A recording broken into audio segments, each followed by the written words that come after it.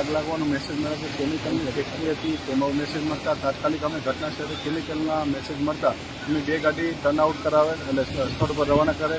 હું પણ સ્થળ ઉપર રવાના થયે અને સ્થળ ઉપર આવીને બીજી 4 ગાડી પણ મંગાવી લીધી. અત્યારે આ કંટ્રોલમાં છે. આગમાં ત્યાં નેપથા, મિથેનેલ અલગ અલગ પ્રકારના કેમિકલના સ્ટોરેજ અને એના પ્રોડક્શનના ચાલુ હતા, જેમાં આગ લાગી હતી.